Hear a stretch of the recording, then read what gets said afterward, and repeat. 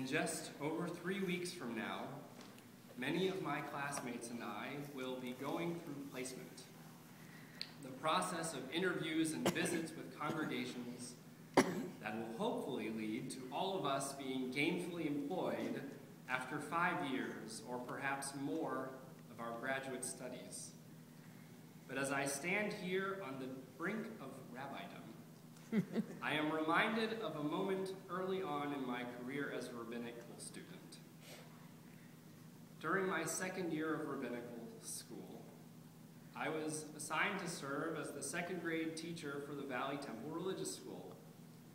I was given the responsibility of shaping a curriculum that included teaching the class about the weekly Torah portion, about Jewish holidays, but the key element of the second grade curriculum is about teaching symbols, Jewish symbols. Of course, teaching about symbols associated with the holidays or the state of Israel are relatively easy. But how do you attempt to interest a second grader in something like the biblical priesthood? I decided that each of the kids would make priestly breastplates, and I taught them about other various priestly garments like the crown and ephod, and then we played dress up, so everyone could look like a priest. It would have only complicated things to try to explain to my students, most of whom who were girls, that only boys could have actually been priests. So I circumvented that detail along with many other rules. This might not have done a whole lot to teach them exactly what a priest was or what they were supposed to do, but I bet you'd be hard-pressed to find any other second graders, at least in the Reformed Jewish world, who had any idea what an ephod looks like. One of the reasons I struggled to adequately explain the Israelite priesthood to second graders is that it's such a complicated system. Priests were walking paradoxes, simultaneously impoverished but privileged. They were forbidden to own land, which in an agrarian society made self-sustainability impossible. Yet, in recognition of the critical role they played as priests, serving and performing the ritual sacrifices for the community, the Israelites provided them with the temple for the dwelling place. The Kohanim's privileged status in society was also evidenced by the fact that they were allowed to eat portions of the sacrifices. But priests also had many personal boundaries, limiting them in aspects of their private and public lives. Priests were only allowed to marry certain women who met certain qualifications. They had to be cautious about where they went, lest they acquire certain impurities. But they also served as designated dermatological diagnosticians, where close encounters with tzara'at and impurity of the worst kind were required. But above all else, the most important priestly element was the command to be kadosh, to be holy. Yet, the underlying meaning of this word kadosh means to be set apart. And in fact, the Israelite priests were set apart in a distinctive manner, which enabled them to be consecrated in the service of God, dedicated to ministering to the needs of the people of Israel. While we see that on one hand, that the Torah describes the Kohanim as a small group within the Jewish people who were destined from birth for divine service, we also have a peculiar passage found in Exodus, which expands our understanding of the priesthood in Israel and subsequently the definition of our ideal service to God. When God says, "Ve'ata tihiyu li mamlechet kohanim v'goy kadosh," you shall be for me a kingdom of priests and a holy nation. With this verse, God adds a new dimension of responsibility for each Jewish person. We shall be set apart as individuals and as a nation with the eternal obligation to serve God. But what does it mean to be a nation of priests? And what does this service to God actually require of us? I think that one way to interpret being a nation of priests means that we're obligated to be a light unto the nations, moral exemplars for society. A sentiment, I think, is echoed well in Maimonides' son, Abraham's medieval Torah commentary. He wrote, "The priest of a community is its leader, the most honored individual, and the congregation's role model through whom they learn to follow the right path." In calling on Israel to be a kingdom of priests, it was as if God said to the Jewish people, "Become leaders of the world through keeping my Torah, so that your relationship to humanity becomes that of a priest to his congregation, so that the world follows in your path, imitates your deeds, and walks in your ways."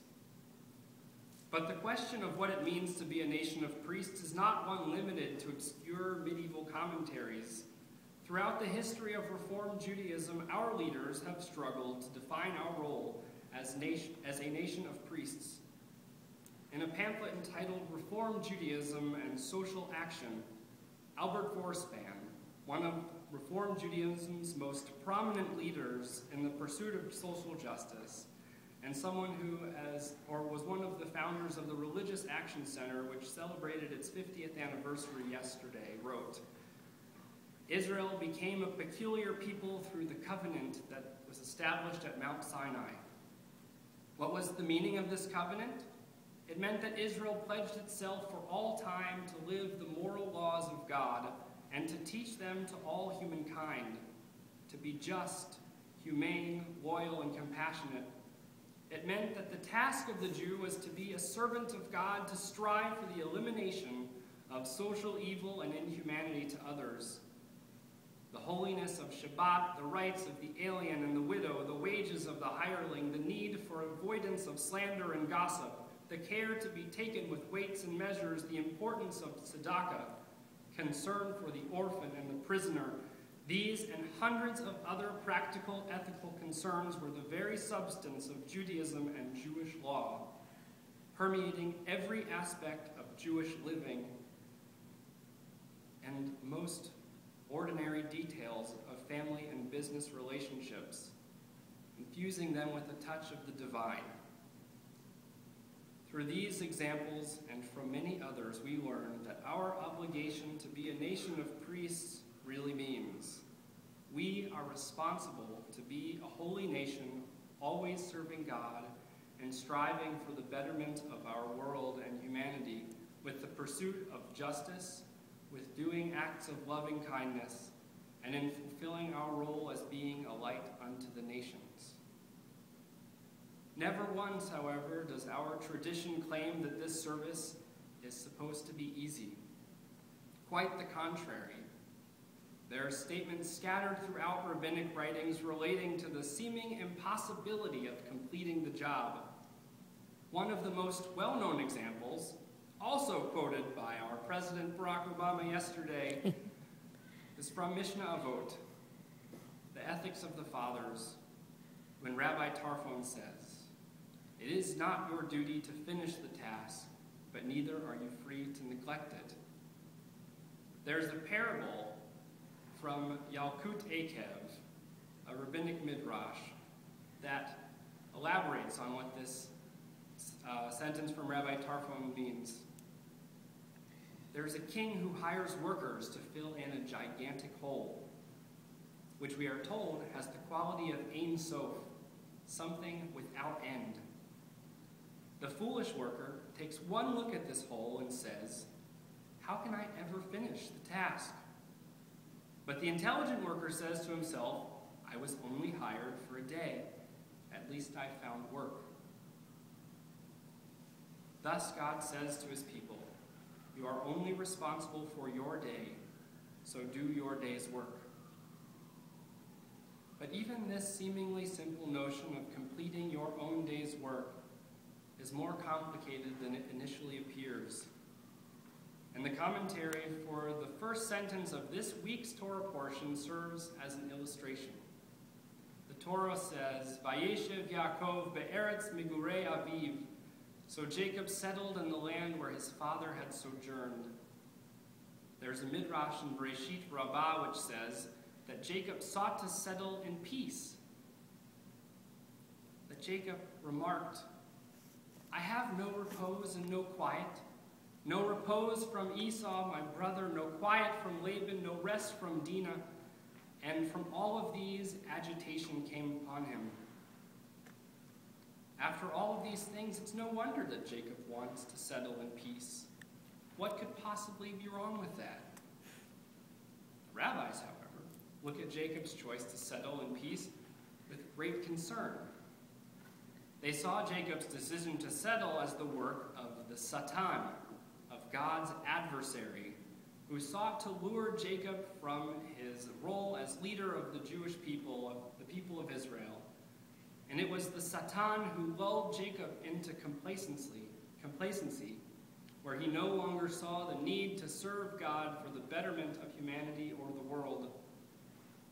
Regardless of whether or not you believe in a divine adversary, the real message of this midrash is that life is and should be, for those who are obligated to the service of God, is an endurance test.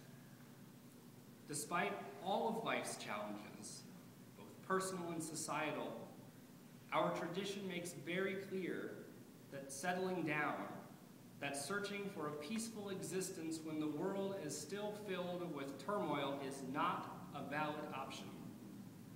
There's always more to do, and so long as we are blessed with the gift of life, we are responsible for doing our part, even if it's sometimes at our own expense.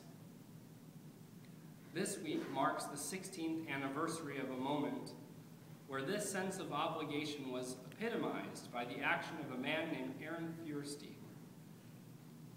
Mr. Feuerstein was the owner of one of the last textile mills in New England. With the ability to find cheap labor in other parts of the world, other American mills closed and took advantage of the economic opportunities that other places provided. Yet through the years, the Feuerstein family maintained this mill and remained a major employer for the town of Lawrence, Massachusetts, where they employed approximately 2,500 people. But on December 11th, 1995, at about 8 o'clock, a boiler in the mill exploded, leading to one of the most devastating fires in Massachusetts history and to the total annihilation of the mill. With the mill in ruins, many speculated that Feuerstein, who was 70 years old, would take the $300 million insurance settlement that he was being given and either relocate his business or just retire. But he did neither. Not only did he vow to rebuild the mill in Lawrence, he also ensured that all of his employees would receive full wages during their downtime, that their health insurance would be kept at 100%, and he even gave each employee a Christmas bonus during their last check of the year. Because so many people in the town depended on his mill for work, Mr. Feuerstein had a sense of obligation to these people and their families. His generosity brought him international attention and admiration. And that January, Mr. Feuerstein was even invited to sit in the presidential box, where then-President Bill Clinton acknowledged Mr. Feuerstein's action in the State of the Union address. When asked why he did all of this, Mr. Feuerstein, who was a devout Jew, explained that he drew on Jewish tradition in the face of crisis. When all is moral chaos, that is the time for you to be a mensch, an honorable, decent, compassionate person who embodies justice and strives for righteousness. He cited Jewish ideas about not being permitted to oppress the working man because working men are poor and needy, those among your brethren and those among the non-Jews in your community. When asked again about his actions, he simply said, I haven't really done anything. I don't deserve credit. Corporate America has made it so that when you behave the way I did, it's abnormal. Despite his temporary fame, Mr. Feuerstein received no reward for his actions.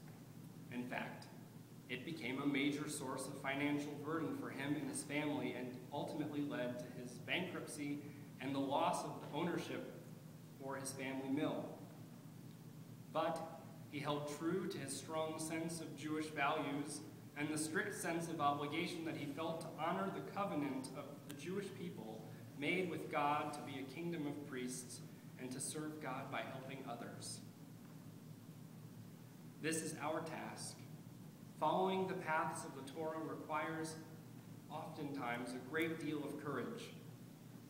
The story of Jacob demonstrates that the Torah's ideal vision of the universe is anything but comfortable.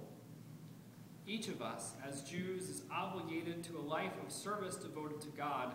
The challenge God places before us to be a nation of priests means precisely that we act in a way uncharacteristic and unconventional, and uncharacteristic of the conventional wisdom of our age, even at the expense of our own personal comfort.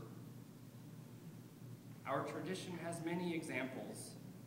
However free or affluent we are, on Passover we eat the bread of affliction and taste the bitter herbs of slavery. On Sukkot we sit in shacks and know that what it's like to be homeless.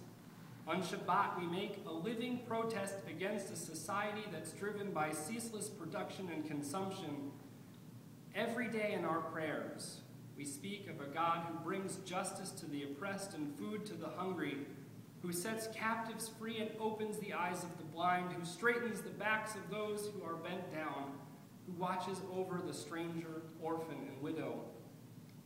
But being a servant of God means more, means moving beyond the realm of liturgy and ritual to consider these and other concerns in the context of our daily lives.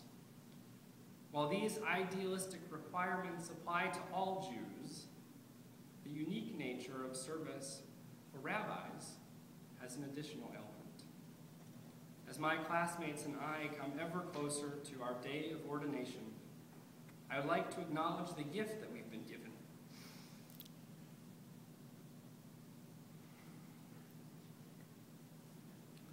We have been given a gift, one which comes with great responsibility of serving as leaders of this kingdom of priests. Pursuing this gift has required separations, sometimes lengthy, from our friends and family.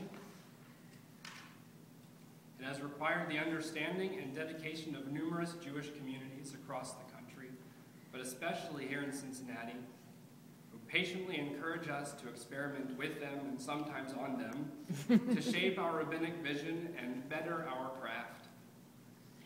It has required the commitment of our professors to endow us with the knowledge and tools necessary to serve with a sense of authenticity and integrity. And it has required long hours spent sometimes in isolation, working on deciphering ancient words in an effort to bring meaning to our modern world. After these years of study, the temptation for us as students or as rabbis would be to settle. But I hope that as this year's class goes through placement over the next couple of months, that we're not driven by the urge to find what we think will be the most comfortable job.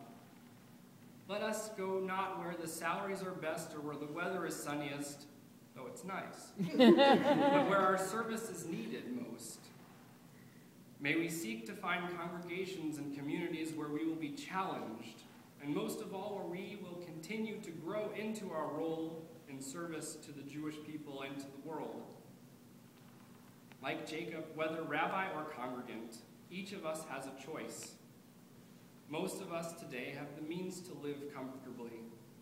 We could turn off the news, close our ears, our eyes, and our hearts, and easily ignore the troubles of our neighbors, forget about the many ills of society. But I think our tradition makes it remarkably clear that none of us should seek to settle in peace until we can all settle in peace. We don't have to bankrupt ourselves to prove our devotion to making our communities a better place. But at the same time, we cannot make excuses for failing to play a part, no matter how small, in the important work of bettering our world. It's my hope for all of us on this Shabbat before Hanukkah, the festival of lights, that we are inspired to a renewed sense of purpose, that we continue to play our role in God's call for service, to build, to change, to mend, to be a light unto the world so that it may become a place worthy of God to dwell. Shabbat Shalom. Shabbat Shalom.